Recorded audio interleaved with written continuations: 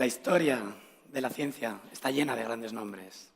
Uno, que seguro que os suena, es Pitágoras, famoso matemático, del que se sabe tan poco que algunos historiadores incluso dudan de su existencia. De lo que sí estamos seguros es de la importancia que tuvo la escuela pitagórica en todo el pensamiento científico. Seguro que os suena el famoso teorema de Pitágoras. Otro nombre que seguro que os suena es Isaac Newton, el físico inglés, famoso por su ley de la gravitación universal. Cuenta la leyenda que un día se le cayó una manzana a la cabeza y en ese momento se dio cuenta de que la manzana se había traído hacia la Tierra de la misma manera que la Luna, creando así la teoría de la gravitación. Saltemos de la física a la química para hablar de un visionario, el químico ruso Dmitri Mendeleev. Se dio cuenta de que ciertas propiedades de los elementos químicos se repetían según su peso atómico. Es decir, había periodicidad. Así, hace 150 años, creó la primera tabla periódica. Si hablamos de los grandes genios de la ciencia, tenemos que hablar de Charles Darwin, el biólogo inglés famoso por escribir uno de los mejores libros de toda la historia científica, El origen de las especies.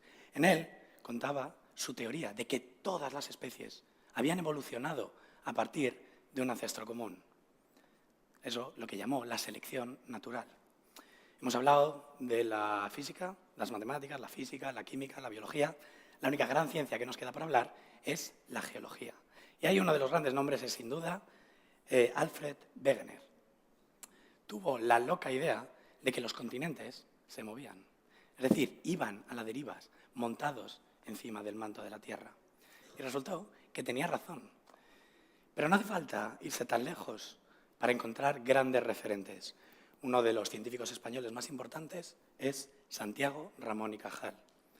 Ganó un premio Nobel de Medicina y es considerado el padre de la neurología. Pero una jornada como la de hoy, seguro que os habéis dado cuenta todos, que solo he mencionado a hombres, porque suelen ser los primeros que vienen a la cabeza. Pero ya hemos visto que hay muchísimas mujeres. La más famosa probablemente sea Marie Sklodowska-Curie. Nació en Varsovia en 1867. Tuvo que estudiar casi en la clandestinidad, porque en esa época a las mujeres no les permitían estudiar. A los 24 años y tras mucho esfuerzo consiguió irse a la Sorbona de París, en donde fue una alumna brillante de matemáticas y física.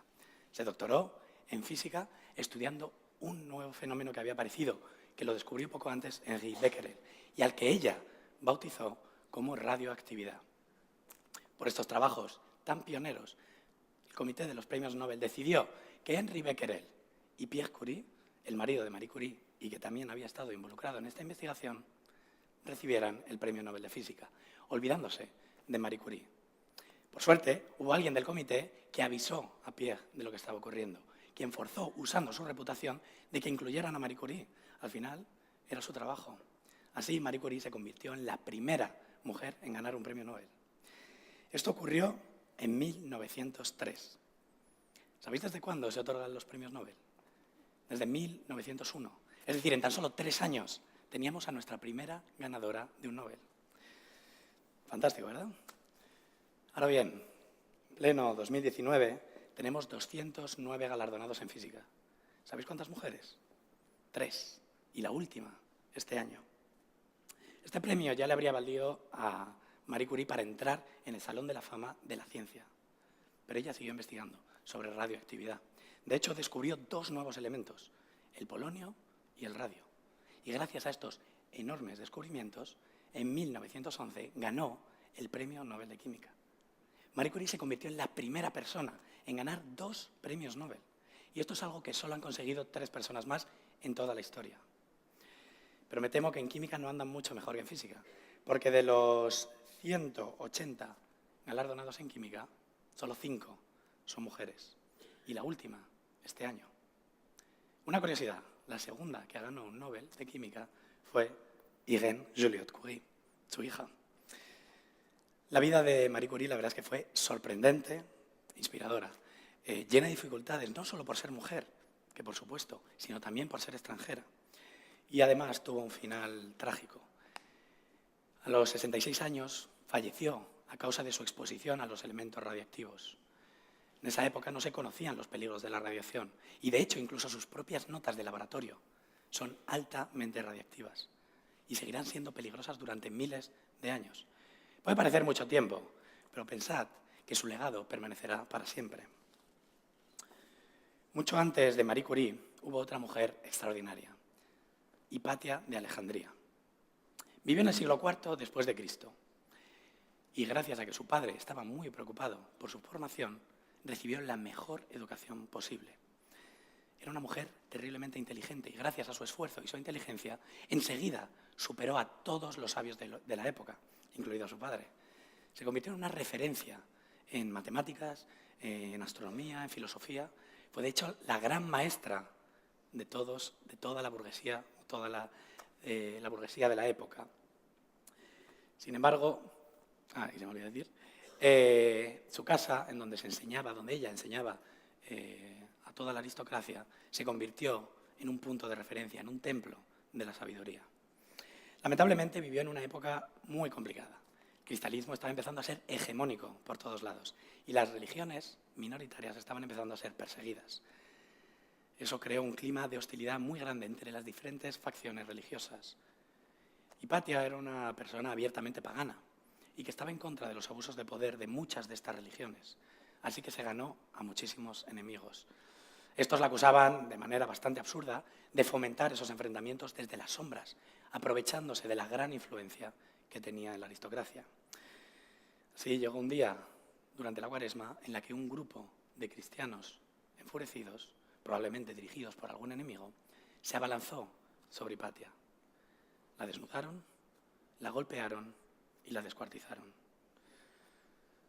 Luego llevaron sus restos por toda la ciudad y los acabaron quemando.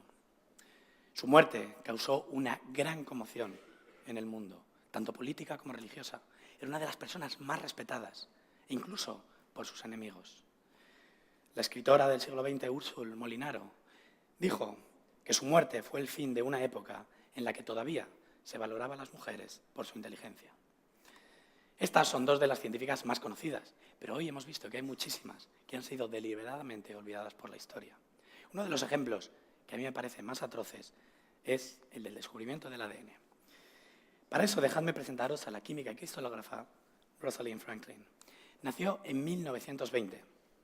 Fue siempre una alumna brillante. Ella menciona que desde los 15 años ya sabía que quería ser científica.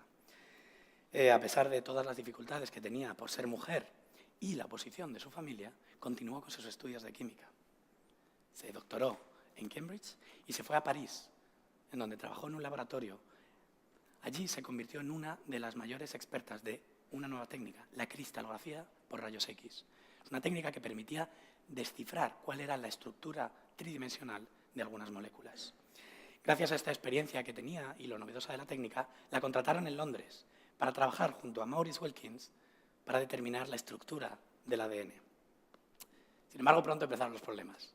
Maurice Wilkins la trataba como si fuera su asistente de laboratorio, cuando ella era una investigadora independiente.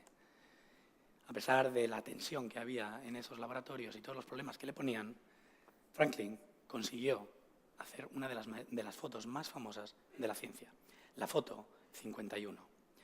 Esto veremos que fue lo que permitió descifrar la estructura del ADN. Para eso os tengo que presentar a los dos siguientes protagonistas de esta historia, James Watson y Francis Crick, dos biólogos de la Universidad de Cambridge que llevaban tiempo trabajando a partir de los datos experimentales de los que disponían hasta ese momento en un modelo teórico del ADN, la famosa doble hélice. Sin embargo, esos datos que tenían no eran lo suficientemente sólidos para respaldar su teoría. Eso fue así hasta que vieron la foto 51. Encajaba perfectamente con su teoría. Esto fue gracias a que Wilkins se la enseñó. Sin embargo, nunca se lo dijo a Franklin y lo hizo sin su consentimiento. Cuando Franklin se enteró, tras esta y otras muchas ofensas, decidió cambiarse de laboratorio. Y esto es lo que le escribió Wilkins a Crick cuando se enteró. Creo que te interesará saber que nuestra dama oscura nos deja la siguiente semana y la mayoría de los datos tridimensionales ya están en nuestras manos.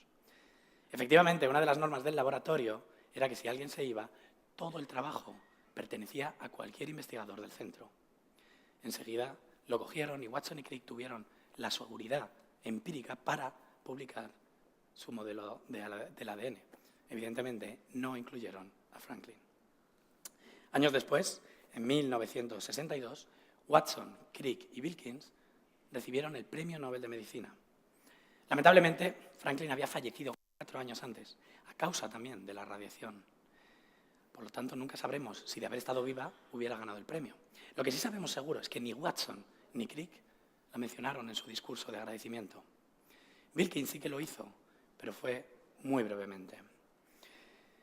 Hablemos ahora de alguien que sí recibió el Nobel, utilizando además la misma técnica que Rosalind Franklin, la cristalografía por rayos X. Ella es Dorothy Crawford, inglesa, pero que nació en 1910 en El Cairo. Esto fue así porque su padre trabajaba para el gobierno británico en Egipto. Pero pronto, bastante de niña, ya volvió a Inglaterra, en donde se entusiasmó estudiando la secundaria por la química. Ello le llevó a estudiar la carrera de química en Oxford, luego el doctorado sobre cristalografía de rayos X en Cambridge y después del doctorado volvió a Oxford, en donde se quedó ya para siempre. Crawford descubrió una de las estructuras tridimensionales de unas biomoléculas muy importantes. Las más famosas, colesterol, vitamina B12, insulina y muchas más. De hecho, la insulina era tan complicada que le llevó 34 años acabarla. Gracias a estos descubrimientos, ganó en 1964 el Nobel de Química. Fue la tercera, después de Marie e Irene Curie. Ahora bien, ¿sabéis cómo lo anunciaron los periódicos ingleses de la época, o al menos algunos periódicos ingleses de la época? Esposa británica gana un Nobel. Por desgracia, hay muchas más historias de mujeres que merecían el Nobel y no lo consiguieron. Hablemos de Lise Meitner.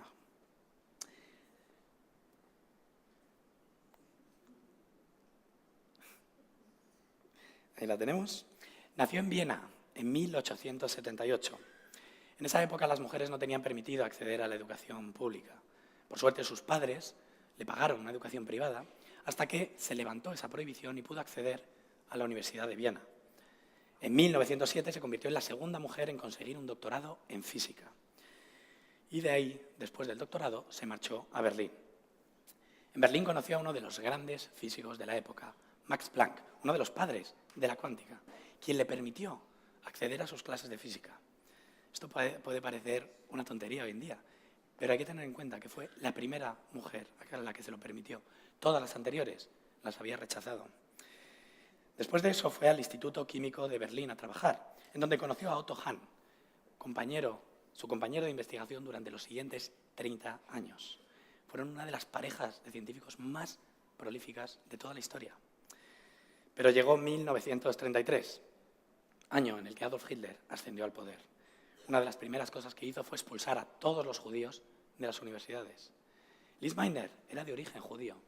Sin embargo, se salvó gracias a que era austriaca, pero solo durante un tiempo.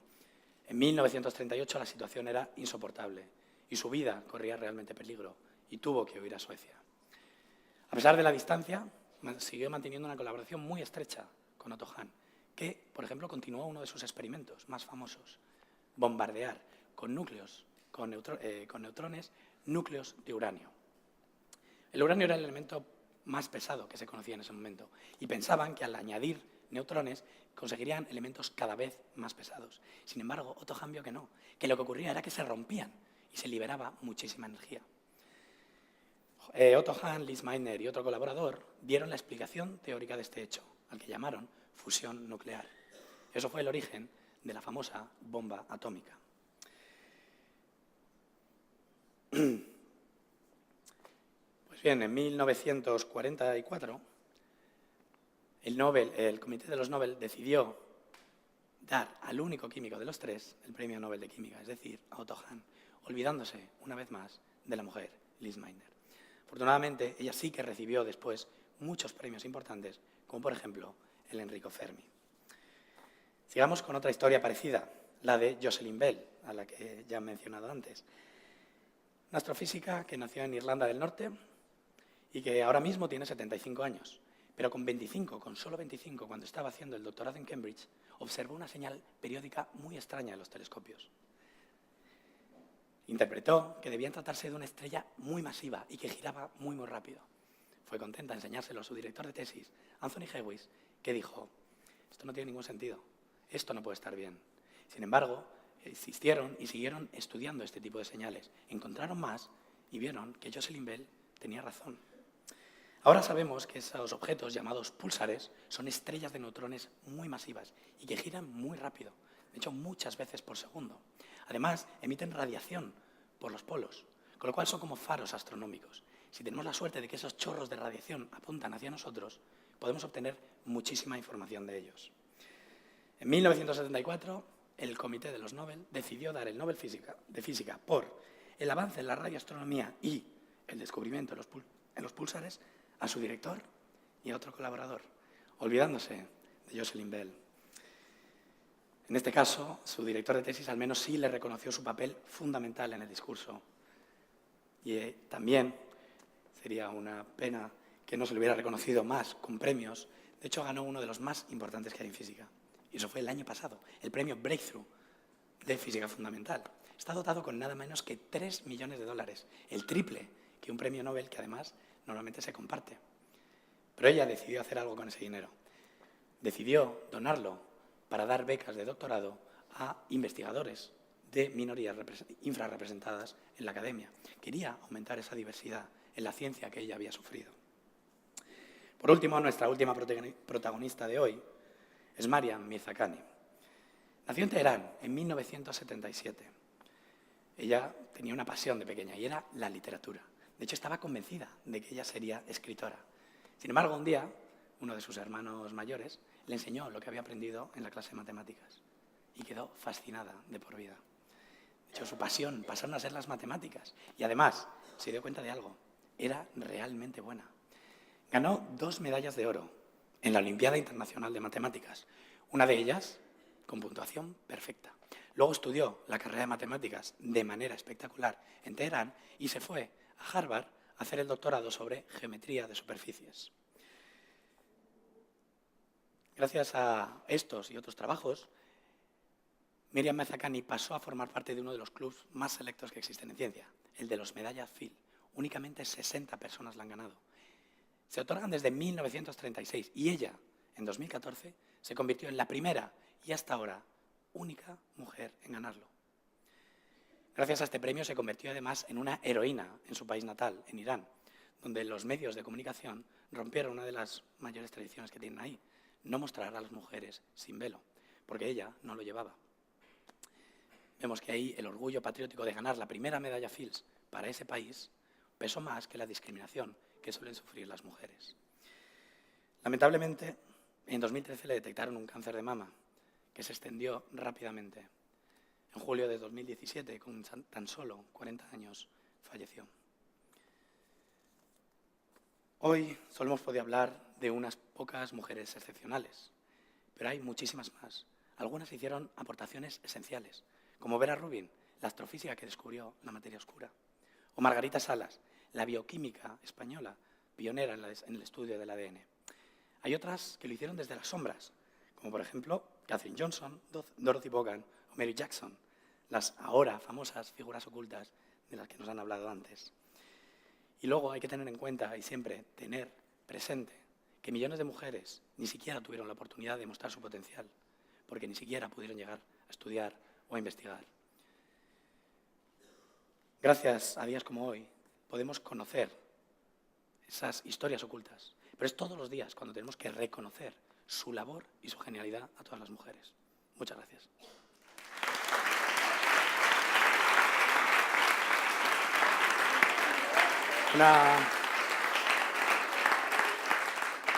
Una cosa, si todo esto que os he contado os ha incomodado un poco que lo haga yo, me alegro.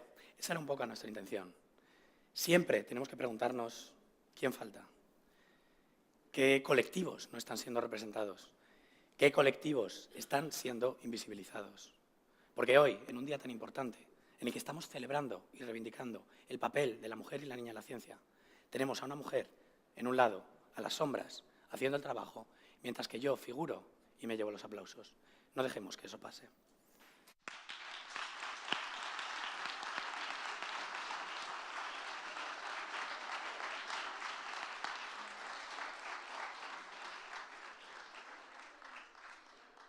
porque lamentablemente esto sigue ocurriendo y tenemos que hacer todo lo posible para que no siga pasando. Tenemos que dar visibilidad a las mujeres en la ciencia. Hemos ido hablando de diferentes mujeres en la ciencia en esta jornada, como por ejemplo Sophie Germain, matemática y autodidacta, o Emmy Noether, que fue física y aunó los conceptos de la conservación y la simetría, o Ada Lovelace, que creó el primer algoritmo informático. Y, de hecho, aquí tenemos un montón de ejemplos cercanos. Hemos visto a Dolors Cervera, a Marta Macho, a Inés Guimeray, a Margarita García, a Marta Casanellas, a Núria Fagella, a Eva Miranda, a Elena Ramaliño, a Pampa García y a mí, la ilustradora que ha hecho este sketch, Míriam Rivera.